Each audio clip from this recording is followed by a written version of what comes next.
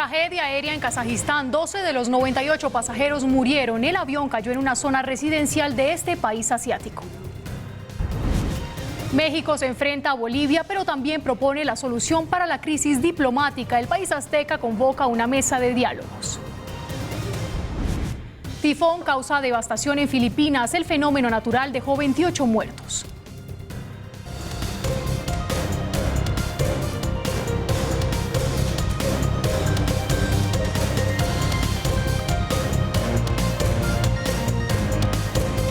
Aquí comienza Red Más Internacional.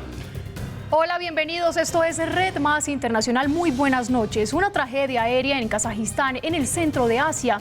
Un avión se estrelló a pocos minutos de su despegue. El hecho dejó 12 víctimas mortales y 17 heridos de gravedad. Este avión llevaba a bordo 98 personas.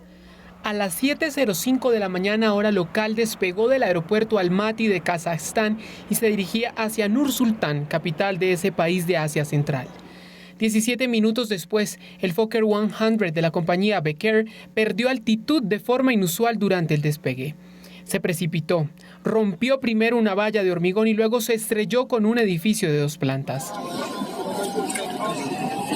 El avión tocó la pista 2 veces con la cola. Una comisión técnica junto con el Comité de Aviación Interestatal establecerá si se trató de un error del piloto o de inconsistencias técnicas. El área donde cayó la aeronave es una región habitada, pero autoridades locales no especificaron si se presentó alguna víctima en tierra.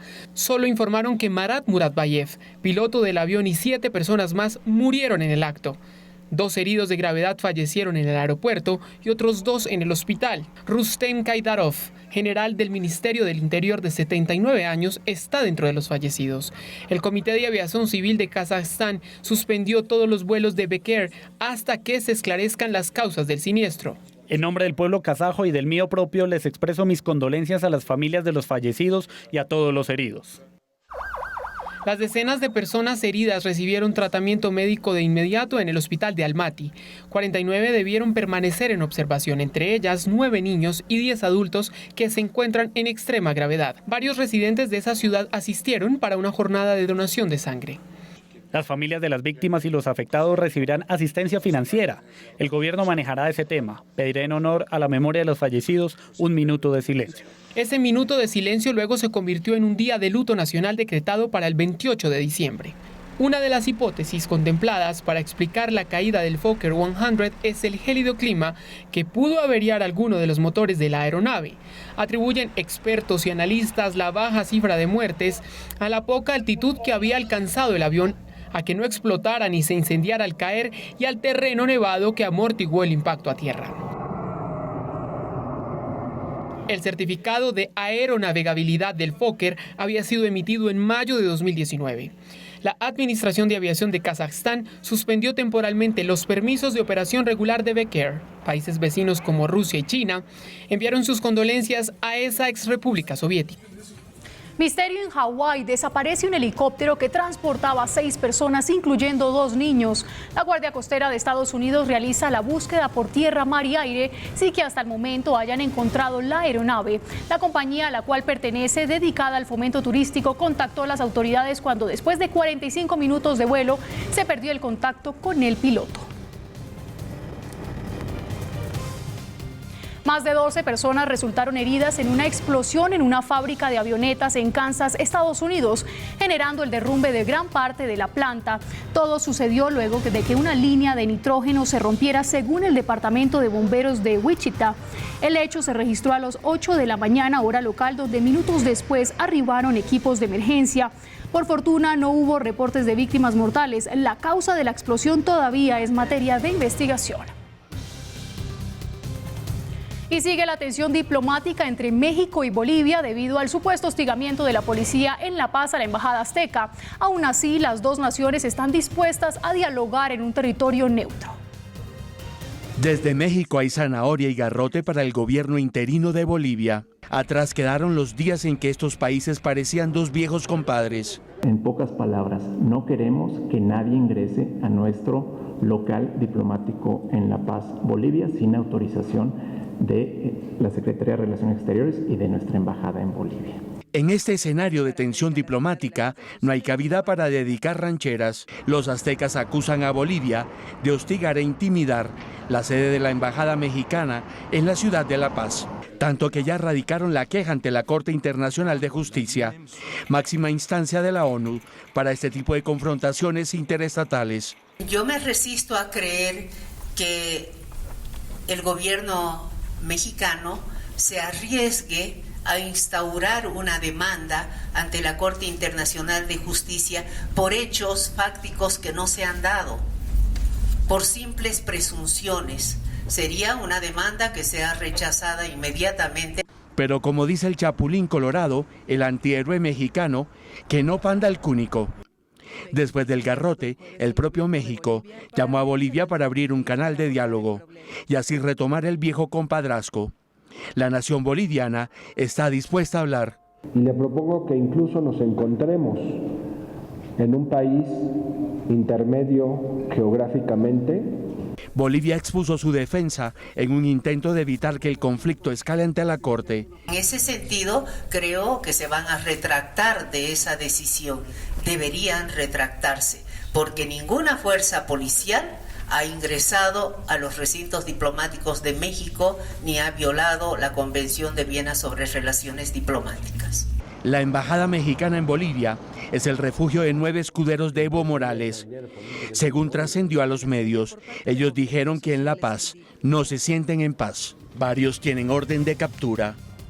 Un grupo de encapuchados que se movilizaban en 2 vehículos intentaron llegar hasta la Embajada de México en La Paz, Bolivia.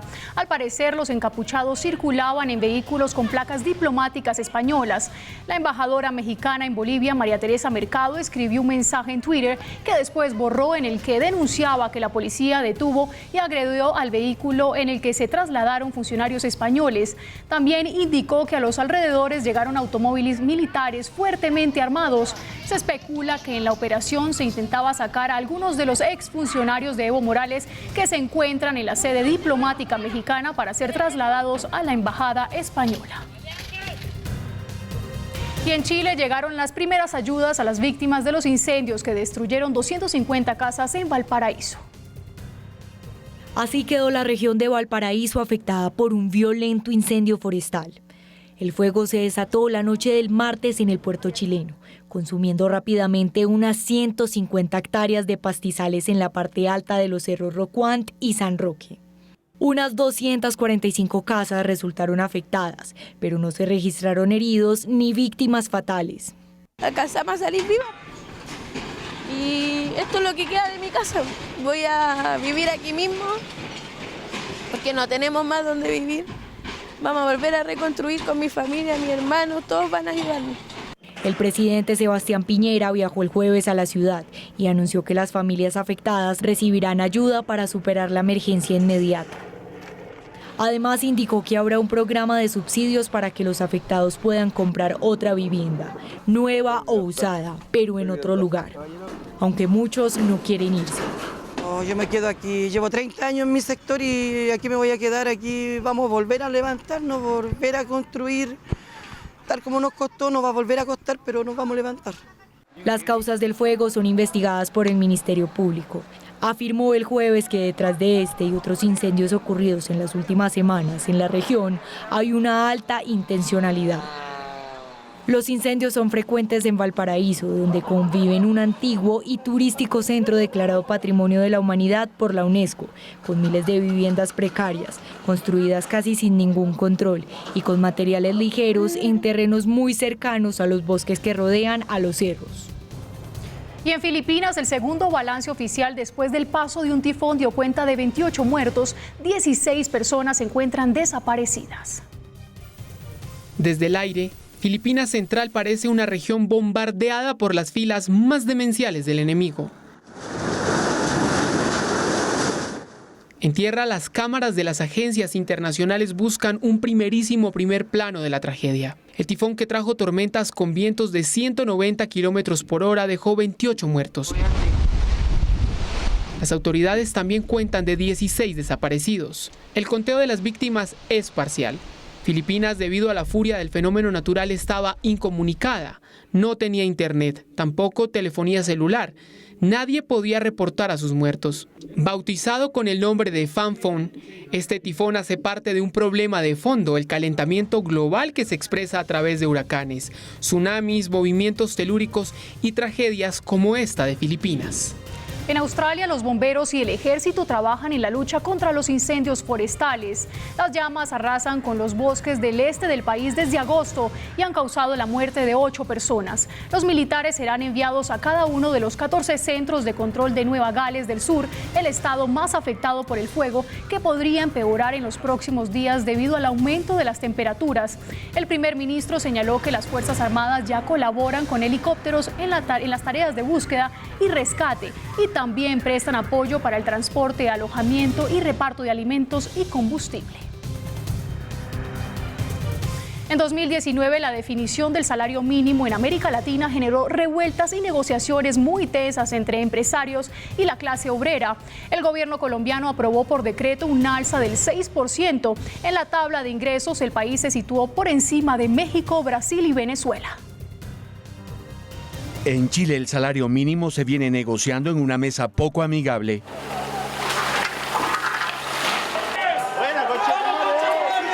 Entre el fenómeno de las papas explosivas que lanzaban los encapuchados y la represión de la fuerza pública, hubo muchos factores que distorsionaron las voces de los empresarios y obreros. Finalmente, el presidente Sebastián Piñera firmó un proyecto de ley para garantizar el salario mínimo, que estaría por el orden de los $490. La iniciativa navega en el río de las más recientes tensiones sociales.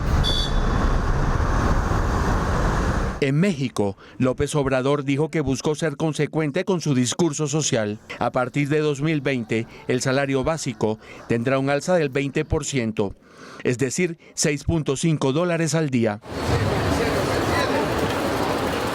Brasil aún no ha definido el aumento para el próximo año. Se cree que estará por el orden del 4.6%, lo mismo que Jair Bolsonaro decretó cuando llegó a la presidencia. El gigante de Latinoamérica tiene uno de los salarios más bajos del continente, donde los guarismos de la desigualdad afectaron al 36.4% de la población. El país carioca tiene un sueldo mínimo de $247 mensuales. Venezuela heredó el salario mínimo más bajo del hemisferio, apenas de $16. No alcanza para ser un mercado. Maduro, en sus momentos más críticos de impopularidad, lo subió 3 veces en el año que está a punto de terminar. Con el alza del 6%, Colombia entró al club de los países con mejores sueldos. Así está la lista de clasificaciones. Panamá, $721. Costa Rica, $512. Uruguay, $431. Chile, $413. Guatemala, $380. Ecuador, $386. Paraguay, $368. Honduras, $341. Argentina, $340. El Salvador, $300. Bolivia, $300. Colombia, $297. Gracias por continuar con nosotros. Imbatible. Así parece que es Benjamín Netanyahu, primer ministro de Israel, que obtuvo de nuevo el liderazgo de su partido, el Likud, marcando su inicio en la campaña que viene para las elecciones legislativas del próximo 2 de marzo. En Red Más Internacional les contamos quién es este líder político.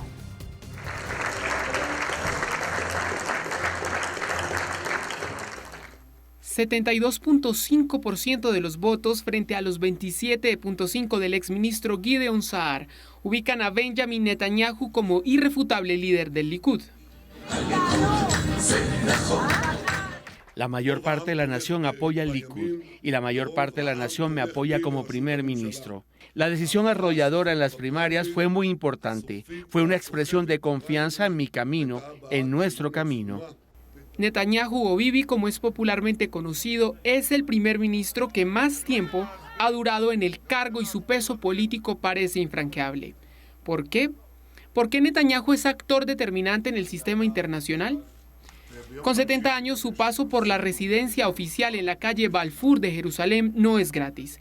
Su carácter ha sido forjado desde su juventud y por eso sabe hacer política.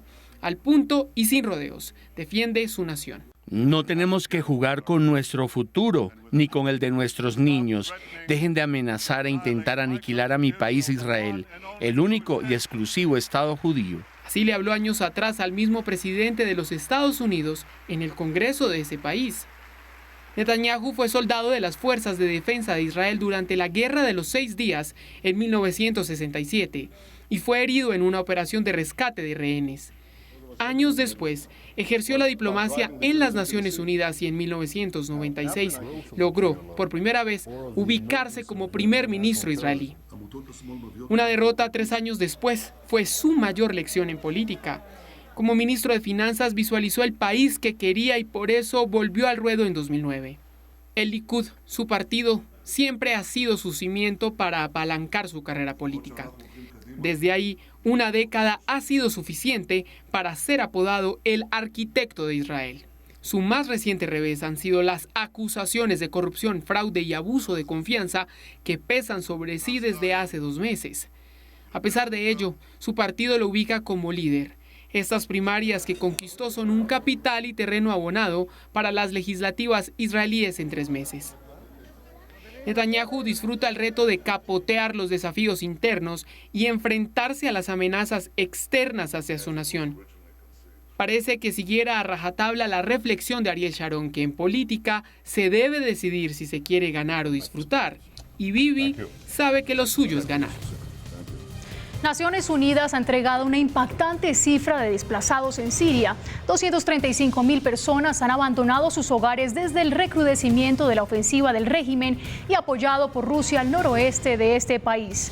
El copioso éxodo de sirios se da en un momento complejo. Torrenciales aguaceros y el clima frío de invierno afecta a grupos poblacionales como mujeres, niños y ancianos. En su mayoría se desplazan hacia campos que ya no dan abasto, ubicados en la frontera con Turquía o a zonas controladas por rebeldes proturcos al norte de Alepo. El régimen sirio intensificó su asalto en Idlib contra yihadistas y agrupaciones rebeldes a pesar del alto al fuego anunciado en agosto. La movilización contra la reforma de pensiones en Francia se convirtió en la protesta más larga desde 1995. La huelga ya cumple 23 días de cara a un fin de semana en el que se prevén múltiples marchas y disturbios por las fiestas de fin de año. El transporte público se vio afectado nuevamente con la cancelación de varias redes ferroviarias. 5 de las 16 líneas del metro de la capital continúan cerradas. Las autoridades sugieren a los ciudadanos planear su movilidad teniendo en cuenta las protestas a nivel nacional. El presidente de Rusia, Vladimir Putin, habló sobre la incorporación de los misiles hipersónicos a la lista de desarrollos armamentistas elaborados en el país y aseguró que Rusia lleva una fuerte ventaja en el diseño de nuevas armas. El ejército ruso anunció el viernes la entrada en servicio de su primer regimiento de misiles hipersónicos Avangard. El presidente Vladimir Putin definió estas armas desarrolladas en Moscú como prácticamente invencibles. El mandatario anunció orgulloso en marzo de 2018 una nueva generación de misiles rusos y comparó su desarrollo a la creación del primer satélite artificial de la Tierra.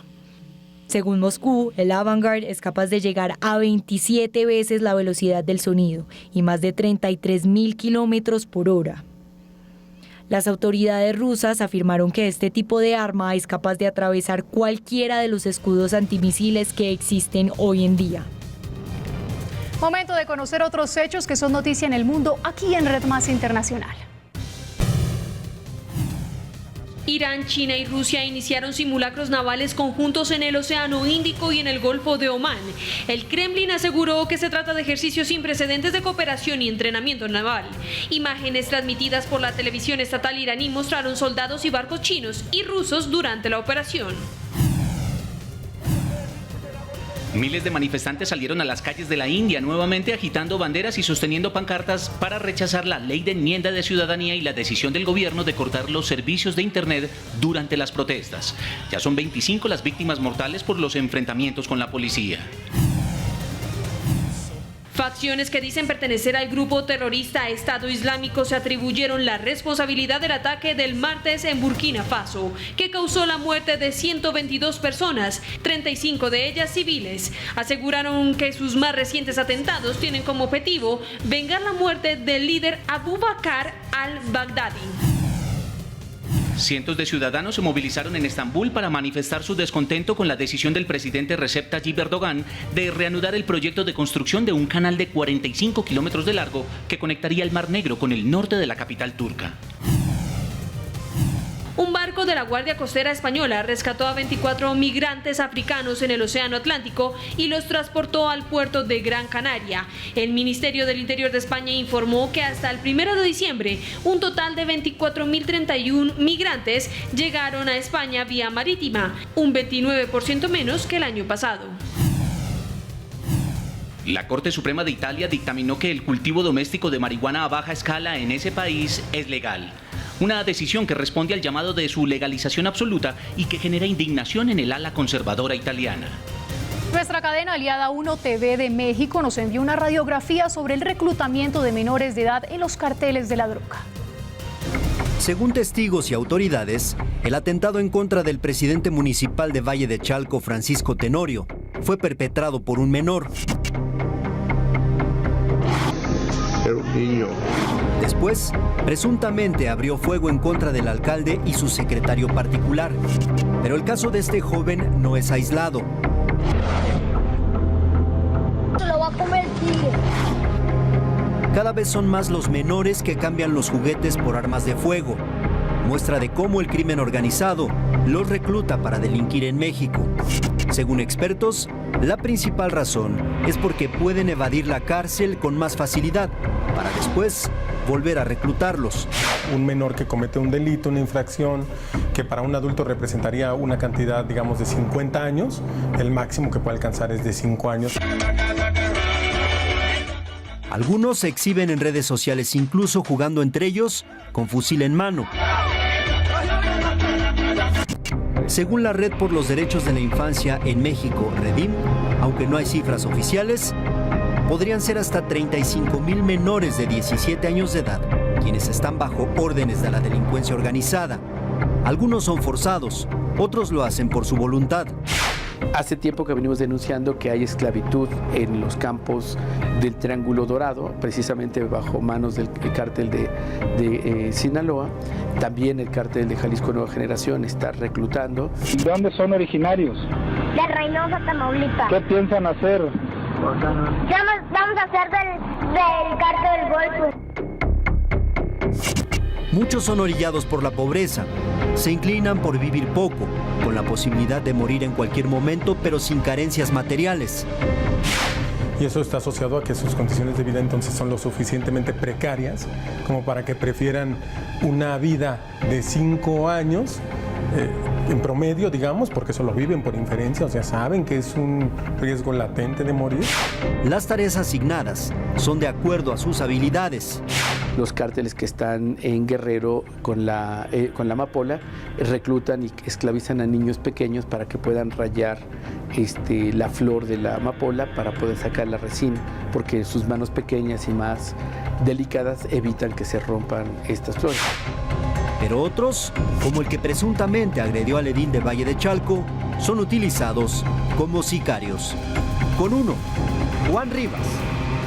Volvemos con más noticias. China sigue en la conquista del espacio, ahora quiere llegar a Marte.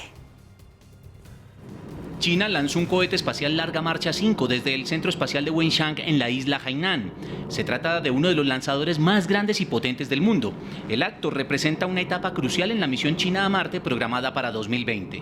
El satélite Xi'an 20 girará alrededor de 36 kilómetros de la Tierra según la revista especializada digitaljournal.com. La Agencia de Administración Nacional del Espacio, Hu-Shanhua, precisó que si este vehículo tiene éxito deberá llevar a cabo varias misiones cruciales, como el lanzamiento de la primera sonda marciana china, de la sonda lunar Chang'e 5 y de un módulo central de la Estación Espacial Habitada.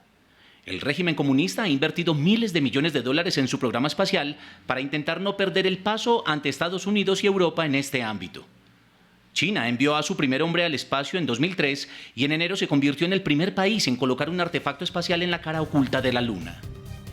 En otras noticias, fuerte mensaje de Nicolás Maduro a los venezolanos que escaparon de la dictadura. A través de un polémico discurso los invitó a regresar al país. Venezuela es mucho más bella que los países donde está usted, mal hablado. Venezuela es mucho más bella que donde está usted. lavando poseta. Venezuela es más bella que donde está usted lavando poseta. Venezuela es un pueblo digno. Vengan para que vean la belleza de La Guaira. Vayan a pasear por La Guaira para que vean la dignidad del pueblo, la felicidad del pueblo de Venezuela, la felicidad. De whisky a cocuy, la crisis cambia el brindis de los venezolanos. Los ciudadanos han modificado sus hábitos de consumo en alcohol debido a la crisis económica, abandonando bebidas de importación como el whisky y optando por licores más tradicionales como el cocuy o la guarapa. Ante la imposibilidad de comprar ron, cerveza o whisky, muchas personas han vuelto la mirada a licores tradicionales como el cocuy, pariente de una planta a la que se obtiene el mezcal mexicano. El agave del cocuy se corta 4 años después de su siembra y se hornea bajo tierra para luego ser triturada. El jugo fermentado se destila y se obtiene un líquido con 50 grados de alcohol que se vende en botellas de $2, un precio más asequible para la mayoría de los venezolanos. Bueno, yo dejé de trabajar hace como 3 años y de ahí no tomé más cerveza. Porque eso se ha puesto muy costoso y como ya no estoy trabajando, estoy pensionado, ya eso no me alcanza. La guarapa, tradicionalmente comercializada en barriadas, también ha ganado terreno. Estos cócteles afrutados con 40 grados de alcohol mezclan aguardiente de caña con jugo de guanábana y mucha azúcar. Un litro cuesta unos $3. Entonces, bueno, nosotros dijimos, vamos a ofrecerles al venezolano una alternativa y una posibilidad, ¿no? de que pueda consumir un cóctel de frutas naturales, refrescante y que sirva para compartir y además en un cómodo precio. El consumo de licor en Venezuela caerá 34% este año, tras desplomarse 37% en 2018, según estimaciones de la firma londinense de análisis del mercado de bebidas alcohólicas. En 1998, un sueldo mínimo alcanzaba para 46 cajas de cerveza, pero ahora se necesitan más de 5 salarios para una canasta. Hace 5 o 6 años atrás se podía, ya no, mi papá. Ya no, ahorita no. E incluso he tratado de ahorrar para ver si me puedo tomar una hora el 24 y cada vez que vengo al Prolicol, si no me le suben 100.000, me le suben 50.000, pero ahí va. O sea, nunca puedo tener la plata completa para poder comprar mi botellita de whisky. El whisky tuvo su época de oro en Venezuela e incluso llegó a hacer a un lado al ron nacional. El consumo de destilados escoceses o irlandeses se disparó con la llegada de las petroleras anglosajonas a Maracaibo y se convirtió en un símbolo de estatus en el país. Pero hoy es muy raro ver botellas de whisky en las mesas de restaurantes. Su consumo cayó en Venezuela 43% entre 2013 y 2018. Bueno, Camilo, ¿cuál de estos dos tragos prefiere? Yo me quedo más con el coco, que es el parecido al aguardiente, ¿no? Sí, es algo similar al aguardiente. Bueno, y la verdad, pues si uno está en esa crisis, un viernes, ahorita es Navidad y Año Nuevo, pues hay que consumir algo. No cae mal. No cae mal, hay que hacerle la buena cara al mal rato. Así es, me parece. Buena actitud. El siguiente informe de nuestra cadena aliada 1TV en México denuncia el uso de la marihuana con fines medicinales en este país, pero en medio de las dificultades que viven para acceder a estos productos. Margarita la siembra, cultiva, cosecha y prepara. Tuvo que aprender para ayudar a su hijo Carlos, que padece epilepsia farmacoresistente.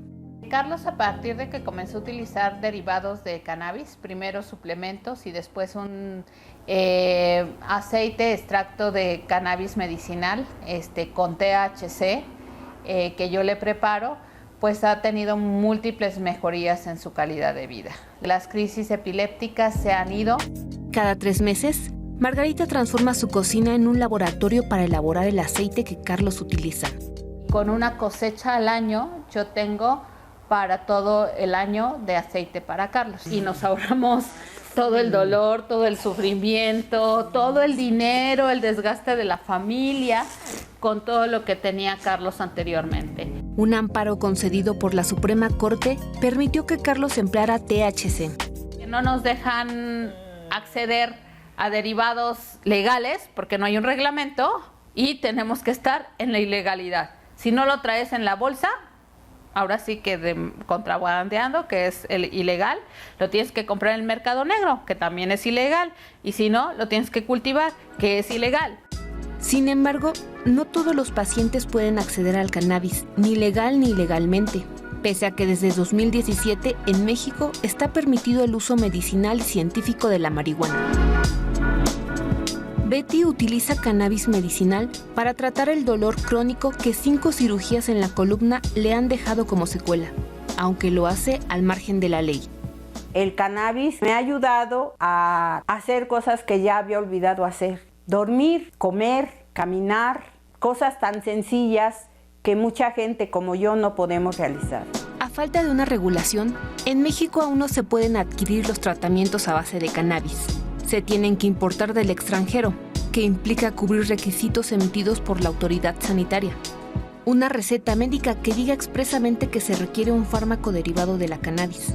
Llenar un formato de 11 páginas para obtener el permiso de importación de la Comisión Federal para la Protección contra Riesgos Sanitarios. Entonces, hay quienes recurren a la compra en plataformas en línea o pequeños productores. Como no hay una regulación como tal, pues ni siquiera se puede saber si está bien elaborado, si se está haciendo con las medidas higiénicas pertinentes, además de que se está lucrando con el dolor de esas personas. Mucha gente está lucrando con eso. El producto que se vende en la calle cuesta 400 pesos. El producto que ustedes encuentran en internet les cuesta desde 2,000 pesos hasta 3,500 pesos. Pero ninguno de los productos te garantiza que realmente tiene lo que dice en teoría tener. A nivel mundial, este mercado negro está valuado en $141 mil millones, de acuerdo con datos de la Comisión Interamericana para el Control del Abuso de Drogas. En México no hay datos oficiales. Y en Texas, un bebé de menos de un año es conocido como el nuevo representante del movimiento antiabortista de Estados Unidos. Shari McMillan no es un funcionario ordinario de la ciudad. El pequeño se convirtió en el alcalde honorario de su comunidad. Con solo 7 meses de edad, Charlie McMillan es el alcalde honorario de su rancho en Texas. Sus padres adoptivos compraron en octubre el título en una subasta realizada como parte de una campaña de recolección de fondos para los bomberos de su comunidad de Whitehall, Texas. Pero luego se dieron cuenta de la influencia que el pequeño alcalde tenía en la gente de Whitehall, con su eslogan de campaña, haz que Estados Unidos sea amable otra vez. Es realmente genial cómo eso llegó a la gente. Han dicho que solo un poco de amabilidad es muy útil. Y en este momento de división política y cultural en Estados Unidos, es bueno ver cómo un bebé, un niño de 7 meses, con una promesa de campaña de hacer a Estados Unidos amable nuevamente, creemos impactar un cambio. Sus padres dicen que el pequeño alcalde no es republicano ni demócrata. Ellos forman parte de la Junta de Desarrollo del Centro de Ayuda para el Embarazo de Houston, una organización cristiana que aleja del aborto a mujeres con embarazos no planificados. Así que la agenda del joven alcalde promueve el patriotismo y la adopción, y el pequeño se ha convertido en la nueva cara del movimiento antiabortista o provida en Estados Unidos. Charlie being a product of a crisis pregnancy. Con Charlie como producto de un embarazo de crisis, nuestro mundo necesita saber cuán importante es que ya no se permita el aborto. La aparición del pequeño alcalde ocurre en un contexto en que los defensores del derecho al aborto temen que la Corte Suprema invalide el fallo que hace 46 años legalizó la interrupción voluntaria del embarazo.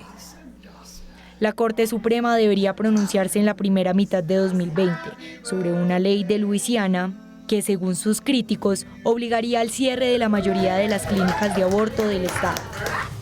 Vámonos a Venezuela, donde Nicolás Maduro nunca ha cuestionado los reinados de belleza. En medio de la crisis social y política, esta nación fue sede del certamen de Miss Grand International, con posibilidades de repetir esta hazaña en el 2020. Existe un reino llamado Venezuela. 2019-2025. Felicitaciones.